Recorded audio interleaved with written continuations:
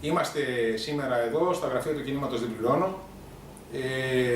Ο συναγωνιστής και σύντροφος Γιώργος Ψαράς από την Κύπρο και θέλουμε να κάνουμε μια ανακοίνωση η οποία είναι αρκετά ευχάριστη για όλους μας και που έχει να κάνει με τη δημιουργία του κινήματος Δεν Πληρώνω στην Κύπρο.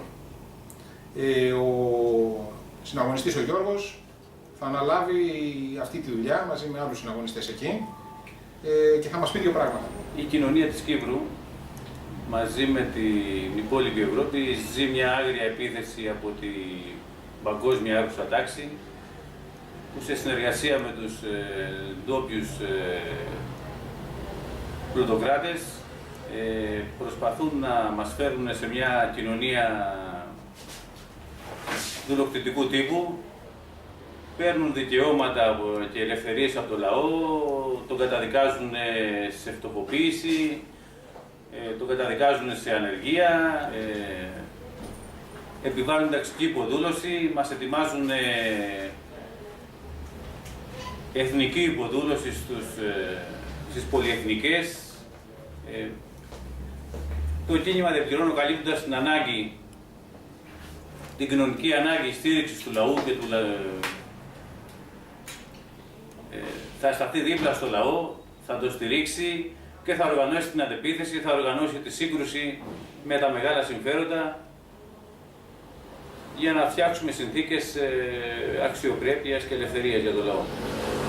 Για μας οι Κύπροι είναι αδέρφια μας, δεν το συζητάμε αυτό το πράγμα. Πρώτα απ' όλα είναι ταξικά αδέρφια μας, από την άποψη ότι έχουμε τα κοινά προβλήματα και μαζί με τα άλλα αδέρφια μας που μπορεί να μην μιλάμε και την ίδια γλώσσα, είτε αυτά βρίσκονται στην Ισπανία με τον Γιώργο Πάγο, είτε βρίσκονται στην Ολλανδία, είτε βρίσκονται στη Γερμανία, είτε σε κάθε γωνιά αυτού του πλανήτη.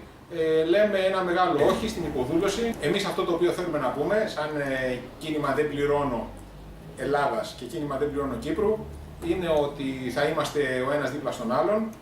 Είναι κοινός αγώνας μας. Δεν ξεχωρίζουμε τις δύο εργατικές τάξεις, γιατί η εργατική τάξη είναι μία και παγκόσμια.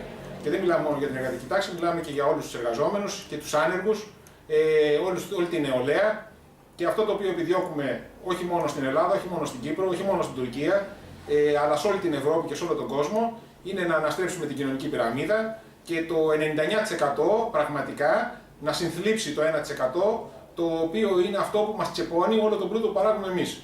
Για να το κάνουμε αυτό το πράγμα χρειάζεται οργάνωση. Χρειάζεται οργάνωση και χρειάζεται και αγώνας. Όχι παχιά λόγια, έχουμε βαρεθεί τα παχιά λόγια και γι' αυτό το οποίο θέλουμε να πούμε είναι ότι θα παράσχουμε οποιαδήποτε βοήθεια, συμπαράσταση στο νεογέννητο κίνημα Δεν Πληρώνω της Κύπρου, όπως και σε οποιοδήποτε άλλο εμφανιστεί σε οποιοδήποτε μέρος της γης.